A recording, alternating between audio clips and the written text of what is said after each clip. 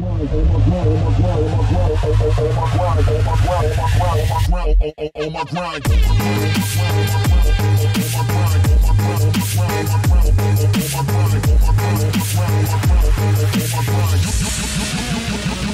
how I do.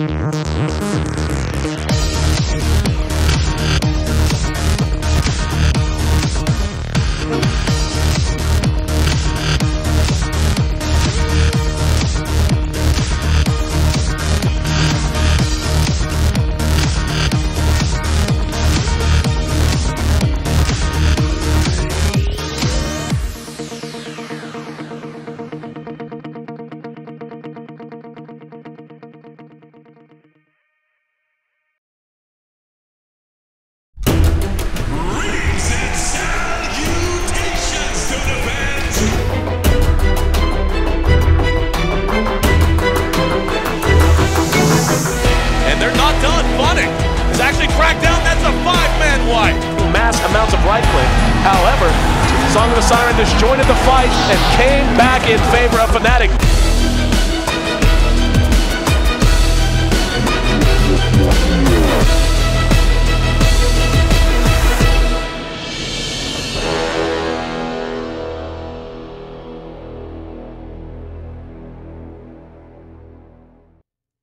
And we're back. Game number 3 of the second round of the Bubble Race playoffs. Heading to Las Vegas. One of these two teams going to have a chance. They're going to meet LV. It's tied up 1-1. IG, well, you can't say they snuck one in game 1. It's more like LGD just fell apart. But in game 2, LGD comes back with a vengeance and really puts it on them. And yeah, we're going the full distance, man, and really wouldn't expect anything less from these two teams with so much on the line. Going to be a Skywrath and a Doom to lead things off for IG. Really good answers to the two heroes on the other side, Ember Spirit and the Tide, two very strong silences. Yeah, and help me out and forgive me. I'm really bad with this kind of stuff. So Loser is out, right? Like Loser's done. Yeah, okay. He's gone. I wanted to clarify just so I didn't say something stupid.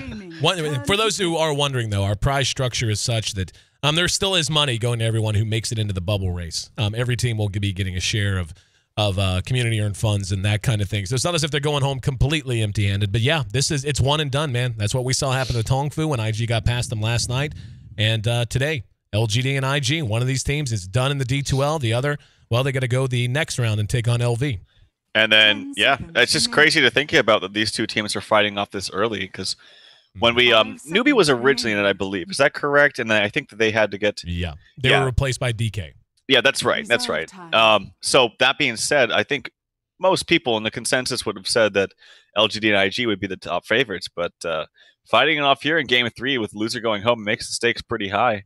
But looking at the draft here and what's unfolding, Wraith King here picked up now for IG. As far as bans are concerned, they have banned out Bat in the first 2 every single game. This time they banned out the Medusa. And LGD, they, as far as their first support here, they pick up an Ogre. Okay, they're going to go Lion. I was like, I felt like last time I was more scared of an Elder Titan than a Medusa, but they want to go with more of the same as far as MMY's hero, because as we both saw, this guy was insane on Lion. So I think that's the right call. Oh, I completely agree with you. And I think maybe the Medusa ban instead of the Elder Titan is just, when you see a Medusa, you kind of got a draft to deal with her, you know? Like, she can change your draft. If you've got a pretty good idea in mind, and, you know, with these first 2, very strong in the Doom and the Skywrath Mage, great single target silences in the Doom itself, and of course the Ancient Seal. Now they're going to grab a Viper. This is a lineup that right off the bat can go very aggressive, very early, depending on how they want to lane it. We don't know if that's going to be a mid Viper or not, or if they're still looking for their mid. They could solo safe the Doom, put the Wraith King, the Skywrath, and a Viper into an aggressive tri-lane. Would be up against an Ogre Magi who really just deals with that fairly well. Lion is a little greedy at times. He can feel that way. If he gets caught out and ends up a little underleveled. So it would be chancy if they decided to go that direction, but still a lot of options open to them. Whereas with LGD, if it ain't broke, don't fix it, man. We saw great play on 3 of these 4 heroes in game 2. It was really well done across the board, and they're just willing to keep it rolling. I do think it's kind of fun to watch, though, them change this up. I would love to ask them somehow. I won't get an answer from them directly, but Like, why do they prefer an Ogre Magi here instead of an Elder Titan when it works so well? Is it simply because they felt like they were more scared of Lycan last time and they wanted to have more D push with the Elder Titan? I mean, that's certainly an effective way to shut him down. Yeah, I'm not quite sure. But they also banned out Lycan themselves, so it wasn't like they were going to have to play up against Lycan again, so that might be more the reason why. There's no Lycan to deal with, so we don't need Elder Titan as much. That could be their thinking. Anyway, last ban is going to be the Sniper, which is something that IG ran very effectively in Game 1. Oh, yeah. And Ferrari definitely getting the job done on the Sniper in Game 1, like you said. It was really, again, about the, I mean, he got the Deso up, which, you know, put his damage over the top. But about the time he got the Blink Dagger after the Manta, he was really just impossible to track down. They just could not get on top of him, and he was able to peck away. And that does indicate with the Sniper ban that they think IG is going to be drafting a mid here. So they're not anticipating a mid Viper, I don't think, or they wouldn't have banned the Sniper. They would have assumed that they're going to have Ferrari on that. So it could be a Ferrari hero coming out next. The Invoker's already been banned, as has the Brew, as has the Lycan. So how about we just ban Ferrari 430 from the game? Can we do that? Ban him. Get rid of him. Yeah, no, I was thinking on, because I was like, how do you handle a Sniper then if he's that elusive and he's going to stand in the back? And I was like, Spectre's pretty good. It's like you cast an ulti and you get right onto him. But the thing is the Eastern teams are so, I feel they're actually a lot better than the West in the sense that if you do pick a greedy hero, they're actually pretty good at punishing you, which is not something that throughout history we've known them to do. But I would say lately, they've been, at least in this tournament for what I've seen, they've been really good about trying to punish greed. Like, if you see something, you will see them try to do some kind of aggro tri-lane or aggro dual lane. But then, you know, the Eastern teams are also good at responding to that kind of thing. So it's cool to see that kind of dynamic among these kind of teams. I think part of that, and this is just, you know, an off-the-cuff opinion, just having done this for as long as I have, it seems to me that in terms of big patches that literally change the way the game operates, the way it feels, the popular hero pools, and so on, the Chinese tend to take much more of a mechanical approach to it. Like it just always felt that way to me. Like they identify, it's like, okay, X, Y, and Z is what's good this patch. And now we're going to play with the heroes for a while leading up to TI, and we're going to stick to X, Y, and Z. And that's how it worked last time, too. They're going to draft the Morphling in last position. We'll come to that in a minute. But just to finish the thought, in the West, we see a lot more kind of all over the place. We're going to try crazy stuff. Maybe we'll be the team that figures out this one combination, and we can use it for success. Whereas I feel like the East is just very, very methodical and mechanical in their approach. And what I think they figured out about this patch, and it doesn't take a genius to see it, it's talked about on message boards from Reddit to every other board you can possibly name, is that this patch is all about fighting. It's all about that team fight. It's all about getting active early and all about specifically punishing any sort of weak lane you see. And even though, like you had said, traditionally over the last year or two, the East hadn't been quite as on point with that, I think it just comes down to them not really viewing that as a priority overall in the patch. They saw that as a play style. And I think that this time around, they are being much more specific in what they expect and what they want to accomplish in the laning phase to punish that kind of a thing. So, end rant, just a thought, just wanted to share it. But Pugna, last pickup for Invictus. Yeah, the Nether Warrant's actually really effective here against most of these heroes from LGD. Resident Sleeper on the Morphling. Hero's so boring for me to watch. It's actually, I would rather watch a I'd rather watch a Naga Siren than a Morphling, personally. Just something about the hero. I don't know what it is.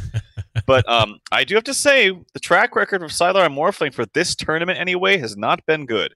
He has not, it's not necessarily him. It really isn't. He's been playing it fine. It's just the games where he's put on I don't even want to call it a passive carry, but just a carry that needs more time to come on online. It's not been beneficial to LGD. So heroes like Morphling, heroes like, contrary to popular belief, it does take a lot of time for Weaver to come online too. And that was another hero that they picked up for Sylar a lot in the past in this tournament. Yep. And it did have like very, very low success rate. We'll have to see if they can change it up again. I still think that despite IG not having Lycan, they have a very aggressive. Was this a TP by Luo? Because he got down here super fast. Yep, no, he DP'd. I didn't see it. I was like, something.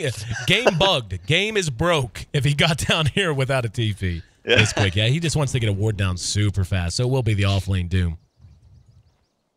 Okay. It's interesting that he places a sentry here because, oh, he places a second one. Okay, well, then it's fine. I like that. Because if you rush there to place just a sentry, since you get there so fast, that sentry is only going to be effective for like, you know, it's, what is it, 3 minutes base, but then it's only going to block it like twice, so it's not even that not even that good. But he places the second one, so that's good for him. MMY, he's got the sentry. We'll see if he can connect with it, but yeah, I lost my train of thought after that TP, so take it away. The sentry actually lasts, and this is one of those things where I flush to think that I could have been wrong about this, but 4 minutes. Pretty sure the sentry, yeah, I'm pretty sure it's 5, and then it's gone after. Pretty sure it's 5, and then but because he placed it so early, it would only get 4 minutes worth of coverage time. Okay, it says 4 on the tooltip actually. Oh, does it? Yeah. Yeah, I was wrong. I'm a Han trash person. It was 3 and 6 in Han. Yeah. So I'm a trash player. But anyway, it's still not bad. He's got 2 of them down, and they place a lane ward. Where's the other sentry? It's there's one on MMY, and is it on the offlane player? Yeah, it's for in July. So maybe he's expecting a lane ward himself. They actually boarded out his ancients, and that's going to be very, very good for them. Yeah, we saw just how ridiculously far ahead in July got because of the stacking and the movement from MMY. Because MMY wasn't just stacking here, he was also stacking down here. And about the time the Tide wanted to fall back out of lane, they had like, what, a quad stack on the Ancients and then 2 or 3 stacks at least down here on the hard camp. So up at top, they've already got someone heading that way. It is Chizbug, and he's actually going to send up his illusion just for the moment. And yep, Injuly sees it. Not too panicked about it, and he's going to look to have another good lane here. In the meantime, down at bottom, it's going to be Luo, who is about halfway to level 2, trying to get stuff done here. And just the pattern we've seen is he'll stick in lane until he's like 2, 2.5, then he'll fall back to the jungle and not worry about it. Yep, and I'm watching this mid matchup. Viper's very, very good hero against the Ember Spirit. He actually used a slide for a CS. He's got 4 CS under his belt with these 2 waves. It's actually not terrible. As oh man, look at this sentry from MMY. You see this? Oh God, we've seen this before actually. Yep. Oh boy, that sucks. That's actually a pretty big deal too. Yep. They really need this pull. Brutal. Yeah. At the very least, he is zoned out though, so he's actually having to go back to his jungle. So it's actually not the biggest deal. If he was staying down here getting experience, it would be a massive deal. But since he's gone, it's actually not too bad. I'm actually surprised he bailed as early as he did. I think he could have sat down here and maybe tried to do some cute stuff. I mean, I don't know. It's so hard. I mean, he took Devour level 1. And, you know, just having level 2 and having at least 1 Scorched Earth, that lets you hang basically until you use it. I mean, his mana consumption is gigantic. He's actually just going to go ahead and stack. But, yeah, I mean, between that and Scorched Earth, you're basically done after those 2 abilities used once. And the fact that he didn't get 2 any easier is tough. Speaking of 2, how about in July? He's not just 2, he's 2.5 on his way to level 3, so he got a ton of XP. The creep shoved up under his tower. And now coming forward onto Ferrari, and Ferrari goes, oh, there's a Tide Hunter in my lane. And there's going to be a Fire Blast. Tanky as he is, here comes Chizbug as well, trying to catch someone. Ferrari's going to be your first blood. Forgot that the Viper, as strong as he feels at this level, is not that strong whenever he has to actually turn tail and can't just be doing damage. And good rotations from LGD. Yeah, and also I've talked about this point with DP, for example, that even though he's a very strong laner, he's very, very slow. The problem though with Viper is he has the same base movement speed coming into the lane, except it doesn't grow because he doesn't have an ability to make it faster, other than boots.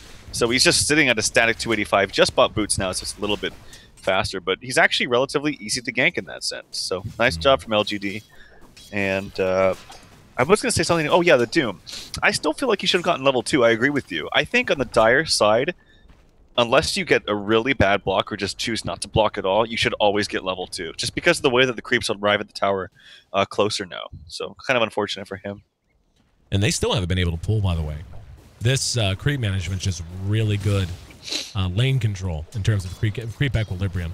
I mean, the Lion at level, I mean, he's level 2 now. He was level 1 there for a while because he's had 0 pulls and he's just had to come into lane to leech XP. I feel like he could have done cutesy stuff. I feel like he could have been down here, you know, over in here. And just getting into level 2 would have sped him up quite a lot. Now, never mind. He was walking to bottom. Looks like he's shifted his focus now and heading elsewhere. And there's going to be Searing Chains. Got Ferrari. And Faith shows himself. He's trying to get a pre-rune on. 4-minute rune coming up in just a second. Chuan's back on the Wraith King, by the way. We didn't actually run through the lineups, but Faith gets himself an invis down the bottom. MMY will be spawning a bounty. And we're going to send Faith up now. Tide's here, level 3.5. June makes a nice target, and he is far forward. And Faith still hanging for the moment. Does Tide have Gush? Is that why? Yeah, he doesn't have a point in the Gush. With no Gush, I don't know that it's really worthwhile. Faith is just kind of hanging now. Radiant structures are fortified. Yep, and he'll get it after 1 creep. There we go. Okay, maybe now there's an opening. Waiting on it. Well, basically what has to happen is he has to like trade auto attacks somewhat safely with June to where the point where they are committed. And that's when Faith will go in. But he's just not finding the opening. So, kind of unfortunate usage of the invis there. I didn't see it from start to finish, but yeah. And there's the mana boots there for June on the Pugna as well. Yep. If you're watching there, then you saw it start to finish. He picked up the invis at top and walked right to where you saw him. Okay. He didn't do anything else. Chizbug is making his way through mid. All the lanes relatively quiet now. Faith is getting a little bit of XP. Will be caught with the Wraith Fire Blast. June's there. And we'll go ahead and use the Nether Blast. There's a Fire Blast to slow him down. Decrep not accomplishing a lot. Bought enough time for the Wraith Fire Blast, though, and there's another kill. This time, though, favoring IG as they make their way onto the board. And, yeah, that actually was a really nice decrep. It bought just enough time for Chuan to get Wraith Fire Blast back off cooldown. Well played. As Sylar TP'd up there, but he actually canceled it. So a minor little thing, because he wastes his ability to TP to another lane in the 100 gold. And on a hero like Sylar, or sorry, on a hero like Morphling, who needs every bit of that to actually be relevant in the early stages of the game, it can affect him. And I do like this Pugna pick. I do have to say I played this in a pub not too long ago, and I think it's so fun, the ability to heal up your allies. I'll have to see if it comes into play with if he does get Aghanim Scepter, which it's so fun. You got to try it. It's a really good extra ability to have. His farm is quite good. 34 CS, second only to Sylar on the Morphling. Coming back to something you said during the draft, Sylar's record on the Morphling hasn't been great. And I'm not saying it would necessarily be the right pick here, but I've enjoyed seeing Sylar on Spectre a lot more. Yeah, I mean, Spectre, the thing is, like I said, IG would probably, they had at the time Skywrath, Viper, I think, and maybe Wraith King of Doom. So, and the Morphling was picked up last, so they definitely would have put Spectre under a lot of pressure. Speaking of under pressure, this Ember Spirit is getting destroyed in mid. Like, I know they roamed Ferrari, but Ferrari is 34 and 17. This Ember Spirit is 11 and 2. I mean, this is to be expected to an extent, but Ferrari's, he looks pissed off. Honestly, the way I'm watching him, he's just like, I'm mad. Just standing at the top, using hold position.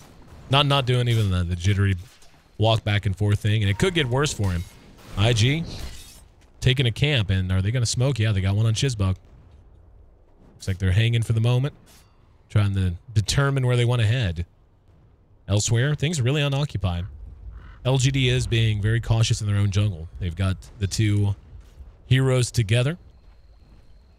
The Lion, MMY, and of course, in July on the Tide. They're going to try to get a dive on now onto Faith. Not a bad target, but still, he has gotten a lot of experience up here and not an unfair amount of gold either, given he mostly just walked around for a while. Now we're going to see an engagement behind that, though. Yao shows up, and there's going to be the Fire Blast on the Chuan. In the meantime, Pugna Ward did go down. Chuan going to end up being caught by MMY. And now IG on the run. They go 1 for 1. It's a win for them so far if they can get out. And the reaction coming from LGD was there, but they still end up losing their poor Ember Spirit. And like you said, he is just not having a great game. Sitting at 13 CS, and now a death under his belt as well. Yeah, he's actually just going to take the safe lane now to get some farm. Definitely a better exchange there for IG. It's a 1-for-1 carry for support, and they rotated the Morphling up there. So very nicely done. The Doom goes for Arcane Boots, so wants to assist in some 5-man Doto and pushing, giving everybody some. And actually, yep, June drops his respective Arcane Boots to get the full effect out of it. And yeah, this looks like somewhat of a 5-man lineup, actually, once they get the mech online as well. It could be the Viper, it could also, yeah, it looks like it's going to be the Viper.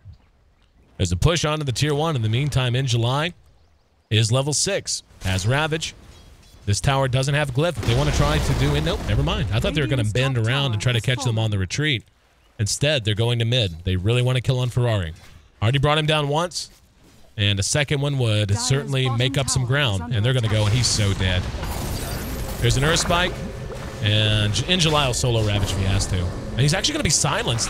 That's going to buy him some time. Is Ferrari going to get away because of that? An excellent play from Chizbug, who was in the right place at the right time and got the silence off. I'm actually surprised in July held on to it as long as he did. He had to figure as long as it was taking them to kill Ferrari, the reactions were going to come. They weren't just going to let him die for free when it was taking that long. And the Skyrash, sure enough, they are on time. Good play. Good. You also have to account for the corrosive skin. Like, it's only level 2, but you don't know instinctively what level it is. Yeah. And I agree. I think as soon as he got there right after the stun or the Earth Spike from the line, I think he should use the Ravage right after that. So, unfortunate there. Maybe he was scared to get a Ravage and maybe not get the kill. But speaking of, as I was talking about the mech who's going to get it, he has a buckler himself, but so does the Pugna. So, and actually Pugna did finish his mech in full. So, could this be a Crimson Guard from Ferrari? It's actually not bad. Like, honestly, Vanguard's not that bad on Viper. It's actually pretty good. Maybe there's some miscommunication, but I would like to see it. I don't think it's too bad. Yeah, it makes you wonder. We have seen this a couple of times, though. It seems like Viper's the hero that causes it, too. It's like you pick the Viper, and then you just forget that he's going to build the mech a lot of the time, even when he goes mid. And like you said, I think maybe a miscommunication. And we're actually going to see the Pugna die for free up here, as Siler got a little bit of help from MMY using his finger.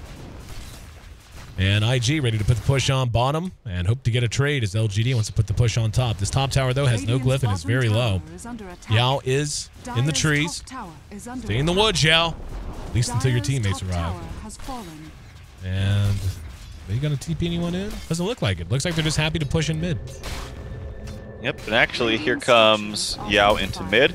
There's TP rotations into mid as well from IG. Up, silence on the in July. Ravage. He'll have it as soon as he wants. He's walking into position. There it is. Got 3. Chizbug's going to be the target. And the mech gets them back up and fighting, but only momentarily. Ferrari has to make a run for it. There's the Doom onto Yao. And they're actually going to be able to turn this around. Look at how much damage the Death Ward is doing. Nether Ward. And June going to end up dead to MMY, but MMY is going to give his body in exchange. And Ferrari got caught with an Ignite, but I think he'll be fine. Pugna pick paying for itself there. He ends up dead. But it was just doing a ton of damage to LGD.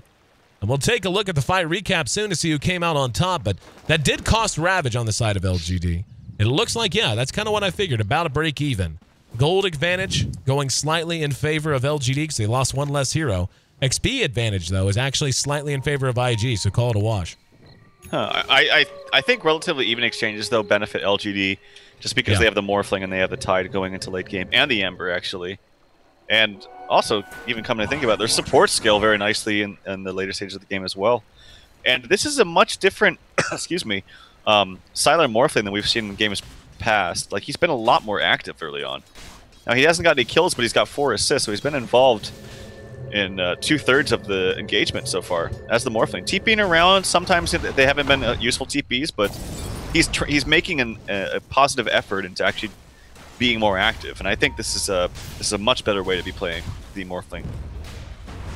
There's another Nether Ward down from June, and looks like they might want to fight here. Doom's back up in 15 seconds. Ravage still going to be about a minute. Juan still not level 6. Hurts not having him at 6 on the Wraith King. Hurts a lot. There's the Buckler being used, and they're going to go for it. That's just the replicate, and Faith actually shows the real one. There's a blink on the Tidehunter. Love the fact they're prioritizing the blink ahead of mech or anything else this series. I think it's so important. And this might be enough to stop IG. Are they just waiting on the wave? Yep, there you want to go. This reeks a little bit of desperation, and they're going to pay for it. If they don't get uphill soon, you're talking 20 seconds on the Ravage. Behind that, we actually see Siler engaging in. There was a silence on the MMY. Now Ferrari wants to chase him back up the high ground. Siler, in the meantime, eats a Viper Strike, and he's trying the more, but he's taking damage from the Nether Ward. There's the life drain from Pugna, and Siler continues to be followed. Injuly needs 5 seconds on Ravage. Siler turns around and does a little bit of damage. Wraith King is down. And there, finally, it comes off cooldown. Got 3 of them. Ferrari will not make it out. The follow damage is there, though. And now June's going to end up down 2 for 2. They're not done. Chizbug has no mana, very little mobility, and easy peasy. Another favorable trade for LGD, no matter how you slice it. I don't think that one's going to end up being considered even at all. And Midas is done on Doom. So at least he actually didn't spend his gold before he died. So a little unfortunate there, but got to the fight recap too late. Yeah, it actually did go just flat out in favor of LGD that time. Yeah, of course. I believe it was a 4-for-2 exchange. Yeah, I don't know. I think desperation is the correct word that you used from IG. Like, they seem like they're just trying to rush here, and excuse me, it's got something in my throat. But yeah, they're just trying to rush it too much. Like, they don't have. They're pretty squishy, and when they start off an engagement getting picked off with a big bursty hero like Lion with a Finger of Death, it just kind of like nullifies the push. Chuan died before anything happened. And he finally hits level 6, and maybe this is the difference maker. But yeah, I guess they just want to go with the draft. Like, their draft is very much an early game oriented lineup. So we'll have to see if they can close out, because they do not want to take this slate at all against the LGD. Yao and Ferrari are going toe-to-toe right now. Morpheus is fighting Neo. And Yao's actually going to be the one to blink first. Ferrari doesn't pursue. Speaking of, this is going to be, whether intentionally or unintentionally, a casual buckler, as he's picked up an Ochre Club now. And looks like he wants to get himself a BKB. And, yeah, I mean, the armor bonus... Does the armor bonus from the buckler and the mech stack? Up, hold on. Faith going to be caught from behind, and there's going to be the follow-up with the Mystic Flare. He's going to be netted as well. Luo stole the net from the Dark Troll Summoner. And a good kill for them that time. Got one for free, and they'll be able to back off. But anyway, do you know if, like, since there are two different items, I know obviously the mech doesn't stack. Like, two mechs wouldn't, but does the buckler and a mech? I think they do, but I could be wrong. Yeah. I think they do, though. I think as long as Pugna gets tanky, they're actually not in a terrible position. They do have the potential to 5-man with Pugna, and he is going for what looks like, I guess it could be an Aghanims or a BKB. It's got to be a Scepter. But yeah, even with the Scepter, though, he's actually not that tanky. He needs to get super duper tanky, and he needs to not die and put his ward in a favorable spot. But yeah, that's the problem. It's like, with a lineup like this and a very squishy but effective hero like Pugna, he just gets focused very easily. Speaking of, Chuan getting focused, has his ulti ready. No mana burn this time. There's a Ravage. Got Luo just as he came in, but he did get the Doom off on the MMY. He's dead for sure. Now they want to continue to pursue out in July. They got him. And this is... I like this situation for IG much more than I like them just 5-manning at a tower. Like, I think this is how they need to play this lineup. Now that they have a couple of heroes down, now go run at a tower if one's available. You know, that kind of thing. Instead of just spending, what was it, 2 minutes here? If not longer? Because they basically saw 2 Ravages in that push. Faith caught from behind. They're right on top of him. Can they catch him? June has decrep in 5 seconds. Has life drain. And Faith takes time to turn around and stun. Decrep. Oh, he got fogged. He was winding up for it. Catches him there at the end. And Nether Blast not enough, and neither is the Arcane Bolt. So they pursue deep and get nothing done. This has freed up space for Yao in the meantime to push bottom and up at top. Sylar doing his job as well. He's very close to his Linkens. Luo just showing himself cutting the creeps. Doesn't have Doom up, though, so he can't really threaten him with the kill. I will say that Sylar is the top net worth in the game at 9k just about. And actually almost has his Linkens, which is a much better time than we've seen in the past. But yeah, good space creation for Yao. They literally just ran us forward just forever trying to get that kill. And yep, nicely timed Linkens for them. And I was going to say, yeah, something about the Viper, I believe, but I totally blanked. So anyway, take it away. Sometimes that happens. Yeah. It's been a long couple of weeks. Long couple of weeks. Hard to believe after tomorrow we're done with Eastern matches, huh? We actually get to live on real people's schedules again. Yep. Luo, level 11, Blink Midas. His net worth is, it's not awful at all. I mean, it's in the top 3, so you can't say it's bad. Still, I think he has room to improve. If he can have a good stretch over the next 10 minutes, he'll actually Sylar's dead. Sylar's dead. Go Doom him. Go Doom. Go Doom. Go Doom. Go Doom. Yep. Oh, Linkens. That hurts. That hurts a bit. That's a kill you should have had, and you had a lot of stuff that could have broken it. Well, they did try to break it. They tried to break it with the June to crepify. Sylar was just super fast. So he was ready for that. He had his trigger finger super ready. Which was actually... if I was going to talk about this. I don't know if I have time because we actually might see engagement. Nope. Okay, yeah. If you were watching Universe's stream today, they were actually just practicing with Arteezy his ability to cast BKB right before a Tidehunter Ravage. It was actually really funny to watch. But that was Sylar right there. Just expecting it, has his trigger finger ready. Bam! Gets it right off right before. So That's fun. Is that, you know, and that's a nice insight. Is that something that is common on pro teams? You literally practice things like that with your teammates? I don't think it's common, but it's not like weird for people to do that. But yeah, he would just sit in there on WTF mode, just practicing his BKB usage on a Tidehunter Ravage and through fog. And he was able to get it most of the time. So, grats, RTZ, you're so good.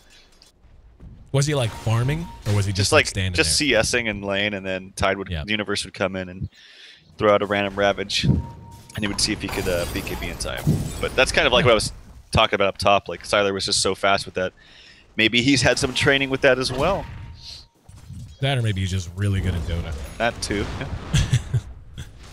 Mech's up on the Tidehunter now. So this is when, like, look, your mech comes out at 20. You've already done work. This is a like, I feel like the Blink's much more important than the mech in most cases. And we're going to have another smoke. Ferrari and Luo want to find someone somehow. There's the Doom. Got Yao. Ferrari's trailing behind. And the Hex is going to buy time for Yao to try to run. Gets hit with a level death. That should be enough, you think, to kill him? It's going to be close behind that, though. We're going to have Ferrari caught out by the rest of LGD. And wand charge is not enough as they bring down the big flying snake dude. Blink now up on MMY. And taking a look at the goal graph, it's still LGD slightly in the lead. They have not pulled way open yet, but the problem with that is this is when there's a Morphling on the other side. If you're IG, you need to be winning these fights. Like, you need to not be slightly losing, let alone... I mean, you should be winning flat out, not slightly losing or breaking even. That was just a silly gank. It was even sillier that they just pursued it for that long. As soon as they knew that they couldn't get the Viper in range to actually slow, they should have disengaged. But they just kept going. It was a really silly decision by them. And it's going to be a BKB over the Ags, which is... It makes me sad, but I still think it's the right decision. Like, I love to see Ags, but he needs to just not die. It's more important that he stays there for multiple Nether Blasts and, you know, decreps and whatnot than being able to, you know, do the cutesy little anti-life drain thing. Chizbug, caught by MMY, super dead. As Sylar finishes him off, and that's a dominating 4-0 streak for him. Now here comes the rest of IG. They want to engage. Ferrari's back there as well. They've got Sylar.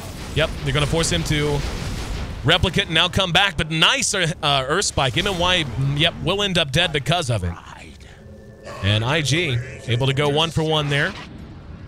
And I actually think it's very fortunate that LGD got out of there with no other casualties. Like, that could have gone very wrong. Sylar prescient enough to have a replicate up. That saved him because he was pincered completely. They had him totally cut off from his team. Yeah, there was 10 seconds left on the Doom. So if they had Doom there, I think he actually does die because they triggered his Lincolns, but he still didn't have a way out or didn't have, you know, maybe waveform off cooldown. So in the end, as you said, an even exchange. But again, these even exchanges will always benefit LGD. They have a far superior late game. They have very good high ground defense with Ember if it does get to that point. But I'm not sure if it will. I just think that LGD, having Sylar this farmed and with him still being active, is much better than the games we've seen again.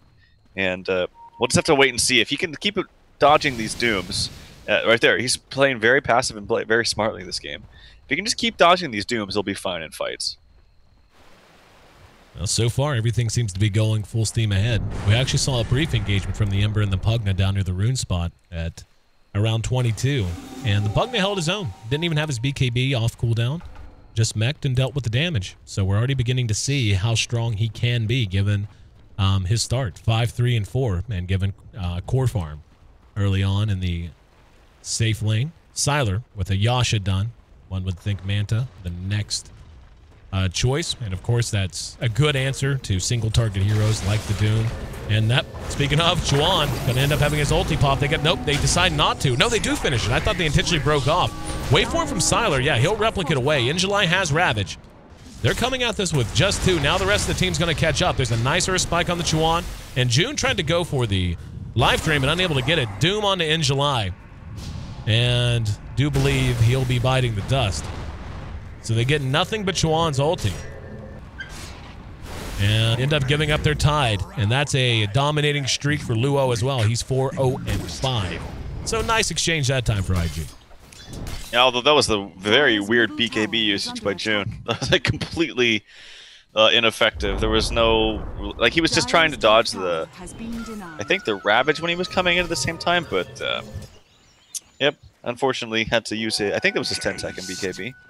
Just double check. It was his 9, so we already used one before that, and probably not engagement by the secret shop. And here comes Lua back down.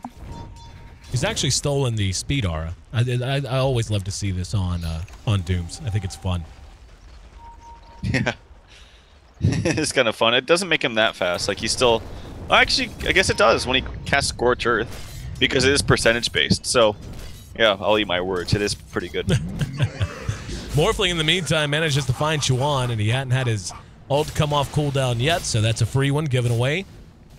And the movement on both sides is beginning to feel a little sloppy. Their aggressive movement's pretty good on both sides, but just so far as how they're moving, whenever they're away from engagements and just wanting to play passively, could be better. In July does still have his Ravage, and he's way up front. I don't know why he's here. It's going to be 5 seconds on the Doom. He needs to be back. He needs to be back where MMY is. And doesn't look like it's going to matter because IG hasn't chosen to go after them. There's another ward down, and I just love seeing the Nether Ward just peck at people. Yeah, it looks pretty funny when Morph starts morphing strength or agility. Just zapping him away. But Aghanim Scepter here for Doom, which is obviously a good item on him. I'm very worried, though, for IG. I still think in the back of my head instinctively that LGD is just going to win this just because they have better late game.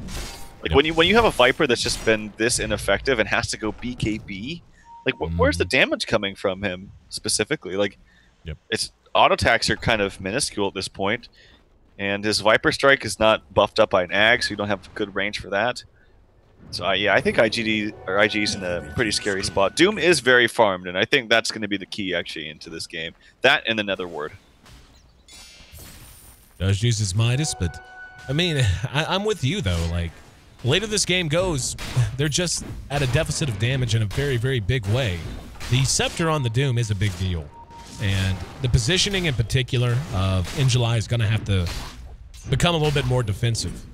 We were saying this in a match the other night, that, you know, the whole concept of a Tide being way up in the front of a fight whenever he knows they have a really clear answer to it. They actually have two in the Skywrath and the Doom.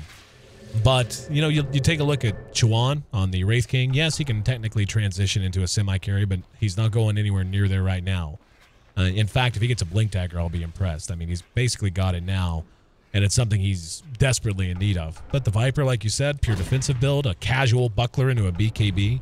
The Pugna's got great spell damage to a certain extent, and the ward's excellent, but Chizbug is really under-leveled. He still doesn't have his level 2 ulti at 27 minutes in. He's level 8. He is by far the lowest level on the map. And then Chuan, who, once again, he's not going to have any damage at all. So it is going to be on the Doom's shoulders, but I don't think they have a huge window of opportunity here. I think they need to be getting things done now. Or Sylar, they can just fall back and let Sylar farm for 40 minutes if they want, and they will just win. Yep, they definitely will. And even the Ember Spirit will get a ton of items. And I talked about the supports, too. Like, they scale very nicely into the late game. Like, Ogre Magi buffing up the Morphling, who's going to be hitting for, you know, upwards of 350 damage in the late game. It's very, very scary. He already attacks super... Oh, my God. That's what a level 8 Skywrath Mage looks like when he's blown to pieces. Sylar uses his BKB, and there's a Viper Strike wasted on... I can't say wasted on the Lincolns. They did get the Doom off, but I don't know if it's going to matter. There's going to be a Ravage! Got 3, and they're closing in on all sides. Chuan going to end up dead. Does have his ulti. Looks like Luo just must to make a run for it. June has come back in. Let's see if they can get something working off of it. Invis Rune picked up by June. Ends up not being any follow. It looked like they were just going to lose everyone in a hurry. But coming in from the side, and of course Chuan's ulti helping out, but June basically saved that for IG, or it was going to be tremendously bad. Yep. It was, I mean, they still kind of lost that exchange, though. As LGD comes out, I think 1 for 0. Yeah, they got the kill on the Skywrath and then get out scot-free. So June picks up an Invis. And he's going to actually just walk away. But again, any kind of even trade or even small trade is actually a big win for LGD. I mean, just look at their heroes. I've said this 1,000 times, but look at their heroes. They just trump IG in the late game. You know, we haven't really talked a ton about the Ember. We've been talking a lot about Sylar's Morphling, but Ember's got a Battle Fury crit stick, man. Like, he is not underfarmed at all. In fact, yeah, I mean, he's right there with the Pugna and just a smidgen behind a Devour plus Midas Doom. So he is keeping up quite well despite a lack of a Midas or anything else. And I think we're beginning to get close to the point of critical mass. Ferrari's working on a Scepter, but right there, just one sleight of fist. Look how much damage Ferrari took. Yeah, and the thing I fear too is IG picking up these BKBs. I feel like they're very defensive. It's not like you pick up a BKB and you run in there and fight. It's like I pick a BKB so that I can fight my base and I can maybe dodge a Ravage. Like it's not an aggressive. It's not picking up in an aggressive sense. Sometimes you can pick up, like say a BKB on like a one position Wraith King, who goes blink BKB, jumps in them, or jumps in the face of the team and just goes ham. But these BKBs are purely defensive. And so they help them, stay in the game, but do they really help them win the game? I'm not so sure. Well, they need to do something. We're coming up on 30 minutes flat now, and the lead is beginning to skyrocket for LGD, coming up to 7,500 gold. The experience is already right there as well. And a lot of this does come down to Ferrari. I mean, you can talk about, it's not a blame thing. It's just he has not done much. He's been a part of a couple clowny ganks that didn't really go well. His item progression is not great. He is less farm than the Tide Hunter on the other side. And I don't know what they're going to do with him. He's building a Scepter, but it's going to be a while. He's about halfway to it. He's about another 2,000 gold. There's going to be series chains that actually did get Ferrari, but no follow-up. But yeah, he can't stand in these fights. The BKB only buys him a little bit of time, but he's not doing a whole lot in the meantime. Yep. Yeah, he definitely hasn't had a good game this game. And actually last game wasn't really too impressive either. But Sylar, on the other hand, has had a much better game this game and the second game compared to the Void game. So I'm sure he's feeling much better about himself. And here's a Roshan attempt here for LGD. Is it spotted? They ping out a potential ward, actually, from LGD. But I don't think they actually saw them go into the base because they double blinked in and then Yao uses Remnant. So I actually think this wasn't even spotted by IG. Yeah, looks like it. I think they're clear. And yeah, IG is doing nothing to indicate they think that's where they are. In fact, they're probably going to pull back. We already have these two that are being very cautious. And yeah, now Luo and June continuing to play a bit defensive, feeling like there might be a smoke. There's an Aegis. That'll go to Sylar. And they can just farm to their heart's content now. There's a gem up on MMY as well, so they'll have no problem putting them into the dark. And it looks like, yeah, Yao's going to go back to base, and he's going to Remnant back, and they're going to take a run at Tier 2. Yep. This combination of Tide, specifically Tide of the Ember Spirit, with some kind of strong stunner as a support, being the Ogre Magi, it's been very popular among the Chinese. And oh, I see some action on Yao as he gets doomed out, actually. Got doomed. Luo trying to make a run for it. Yao is going to have to get denied. Nope, there's a mech. Is that enough? It's an Axe. He's taking a lot of damage. I think he's, yeah, they're going to have to deny him. Yep. Wow. Don't know why they didn't deny him. Like, he had teammates standing around. It wasn't as if they were going anywhere urgently. They could have very easily denied him. He thought he was going to be fine. It reminds me of the time when we were casting, I think 2 days ago, when I was like, deny him, he's gonna die, but he was totally fine. And then this time they're like, no, dude, I'm fine, but he totally wasn't. Yep. Sometimes you have some misjudgment, and it's probably because he was expecting. Sometimes you get into this like mental rhythm of like, this is how much damage a Doom does to me. But with Ag, sometimes it kind of skews it and throws it off mentally. So, right. Yeah. Well, it's 14-12, and as good a kill as that was, still hasn't done much. It hasn't even slowed the bleeding. They're continuing to climb higher and higher. And it seems like we find ourselves in this position a lot when teams draft this way. It's like, okay, they've drafted a team that in theory can work really great together, but then they just don't get enough done during the time period of the game when they should be able to crush. And now, like, what are your options? Like, you against a team that has this vastly superior late game, you can't go, well, we'll just defend, because then you're just prolonging the inevitable. You have literally zero chance to win outside of a complete, massive, collective stroke on the side of LGD. So what you have to do is try to, cut into the map. But right now, LGD's moving well enough that even when they do get kills, it doesn't matter, because Sylar and Yao are finding farm elsewhere on the map that equals and exceeds the value of the kill you get. So I guess they just wait and hope. I guess you buy Maelstrom on Viper, because that's what he just bought. Is that really what he just bought? Yep. Oh boy. Which is, it seems clowny, but they need some kind of way to push out these lanes a little bit better, and I don't know. I'm trying my best to justify it, but we'll see if it's effective or not. Siler is dragging a lot of attention to the top. These 4 in mid will reveal themselves. Siler replicates in, and now they're ready to go. He uses his Manta, BKB, finished by Doom, and there's going to be the Ravage. And immediately the Skywrath is down. They follow it up and bring down Chuan's ulti as well. Siler using his BKB, doesn't care about the slow. June actually used his, and now it's expired.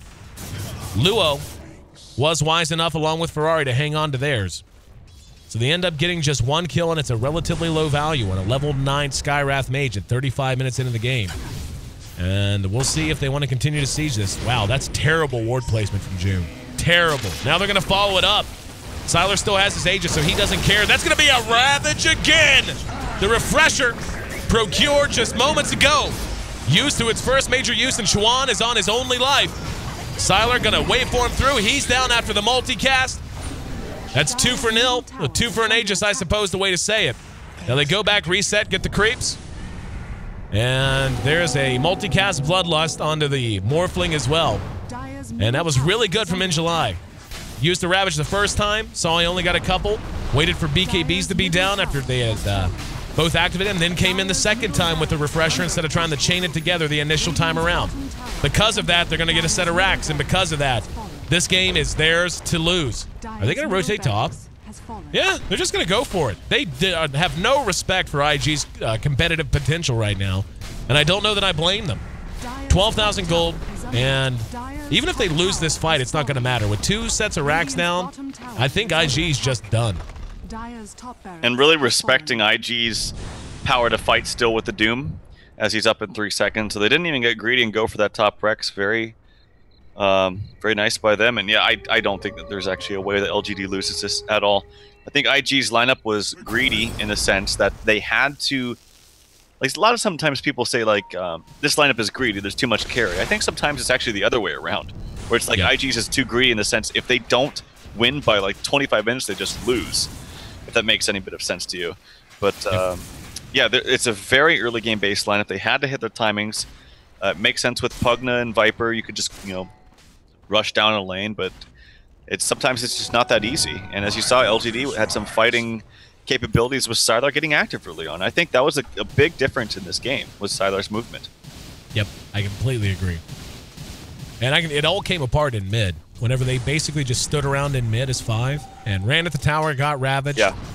And then they backed up and did it again, and it took them so long to even get into a combat position that Ravage had come off cooldown, and they had spent the entire time, basically the duration of 2 Ravages, sitting right in mid. And that was basically their high water mark is, okay, we can fight, but it was managed really well by LGD, as you said. And after that, every time they grouped up, they just were stultified. They had Sylar pushing one lane, Yao pushing out another. And even when they would get good exchanges, even when they would get a gank onto an Ogre or even onto a Tide or onto MMY, it didn't matter because collectively Yao and Morphling were farming faster than they could find kills. Morphling picks up a double damage, the best double damage rune carrier in the game, aside from maybe, I think he's better than Tiny because he attacks way faster. Because it's based off your base damage, and Morphling has a lot of it. He's got every point of agility, or I should say every point of strength pumped into agility, and he's hitting for over 500. That's okay. It's not bad. Lincoln's popped. We see the Nether Ward did go down. What was up with that Nether Ward placement by June in that last fight, by the way? I don't know. It was... Walked up and set it right there, and it died in exactly 2 seconds. Yeah, I don't know. He just probably didn't think they were targeted as quickly as they did, but yeah, he needs to be a little bit more frugal with it. Siege remains on.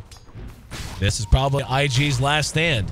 Again, the winner of this moves on to take on LV. The winner of that match goes to Vegas. Dire's bottom tower has fallen.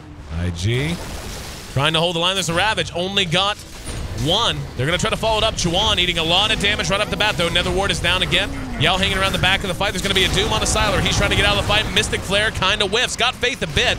Faith finally able to stun out June behind that. We can see Sylar is being focused. No Aegis for him this time. And he will be able to get the kill onto Chuan at least. Finally is cleaned up. There's that second Ravage. Got 3 that time. And here comes Yao back in to clean house. Not willing to move through the Nether Blast. And there was a buyback on the Skywrath. So this game will continue a little bit longer. Jim on the ground.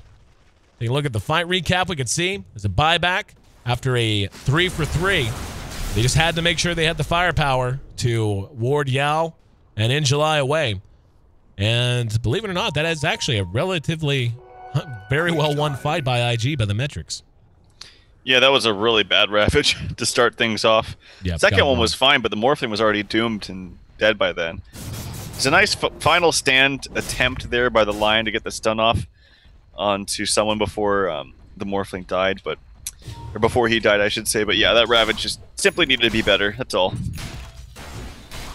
There's Mjolnir done on the Viper. I don't know. I mean, it's not awful.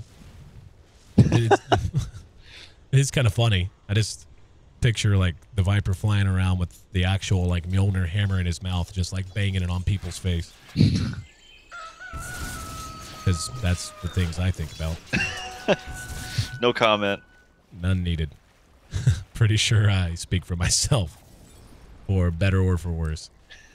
40 minutes into the game, and IG not having a lot of options. They're about 20K behind. About 20K. About that. Yeah, the net worth is pretty scary when you bring up the individual heroes.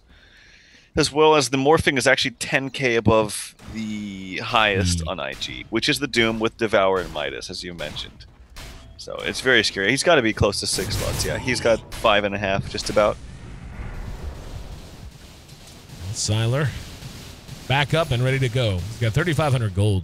I wouldn't hate it if he fell back and grabbed him some Boots of Travel. I think with Boots of Travel, he can guarantee that they win here with a buyback. Does he have enough for that? Plus a buyback, he would be at 1,600. Be close. Yeah. But he's already here. I think they just probably can close it out right now. As long as they're gonna go for Roshan. So there's your reassurance policy. Got it. Shiva's done on Tide as well. Not bad. Taking a look at the state of things for IG as they kill off Roche. 0 item progression for Doom after the BKB. June has a Hex, but no mobility item to get him into the fight. He just has to waddle up with BKB active, which is got to be short by now. Yeah, it's down to 5 seconds. Viper with his Mouth Hammer.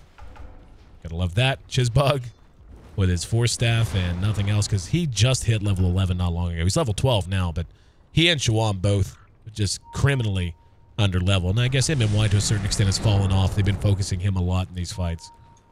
But what could be the last push of the game and the last moments of IG's run in D2L Season 5 are upon us. Tide going to be looking for a slightly better Ravage this time around.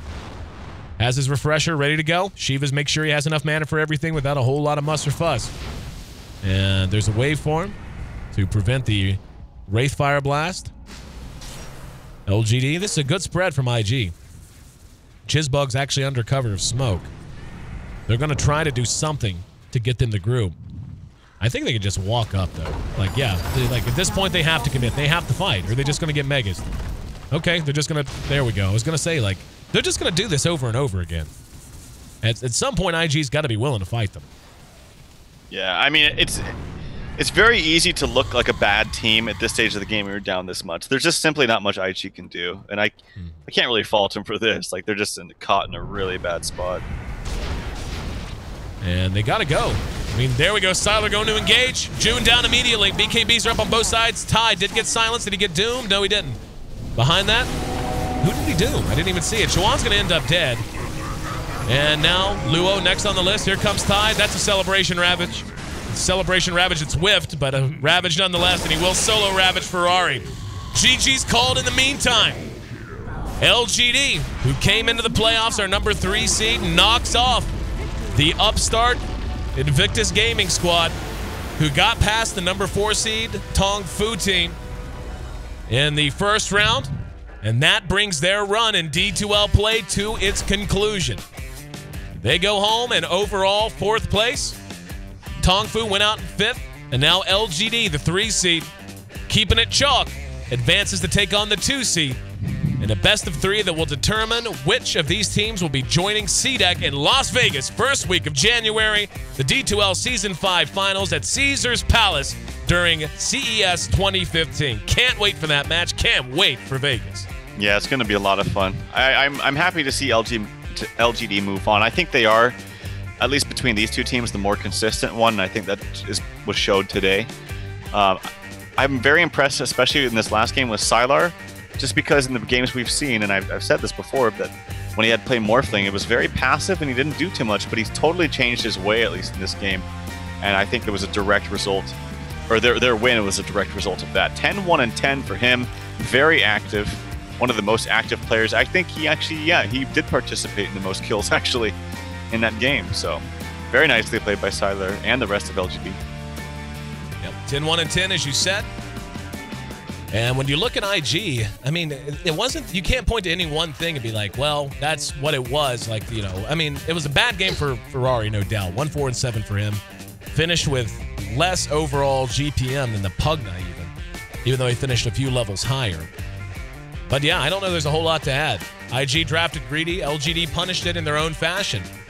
And with that, they win their way into the next round, the finals of the Eastern Division Bubble Race to Vegas. Thanks for being a part of the broadcast, guys. I'm AC, and that's Trout. It's been our pleasure to have you here. We hope to have you back again, so please hit follow on twitch.tv/D2L. If you're already here, it's a button. It's like right there. Oh, wait, actually, I'm looking at the camera. Yeah, like right there, I think. Just hit that little button, and you'll get an update every time we go live. Don't want you to miss a minute of the action. Be it D2L Season 5 or plenty of the other stuff we have planned to get kicked off in 2015. Of course, the D2L can also be found on Twitter and Facebook at D2LGG on Twitter, and same thing on Facebook. And for us, I'm EC, AYESEE on Twitter, and at Tralfdota, TRALFDOTA for my wise friend on the other side of the line. Well, as we close the evening and say goodbye to Invictus Gaming, Tralf, any final thoughts? Just thanks everybody for watching and following and helping out during some technical difficulties. Without you guys, it could have been worse. But no, and again, thanks for D2L having me. It's been a lot of fun so far, but I'm looking for more games. Looking forward to more good games coming up very soon, actually. Yeah, I'm going to put a lock on the studio, and I'm going to start setting on fire the desks of people who decide that it's okay to come plug things. Do you know in who it and was? change it. I think I do. I think I do. I'm not going to say who, but I'm pretty sure I know who it was. And I like the guy, but I might have to hit him hard in the mouth repeatedly. But aside from that, guys, thanks again for supporting the D2L and, of course, for joining us on stream. And we're going to be back tomorrow. We actually have Western Division action kicking off at 9 a.m. Pacific Standard Time. That's noon in the East Coast, on the East Coast, rather. And, of course, that is 1800 for our good friends out in Europe. And we'll have two best of three, so one at 9, one at 12 p.m.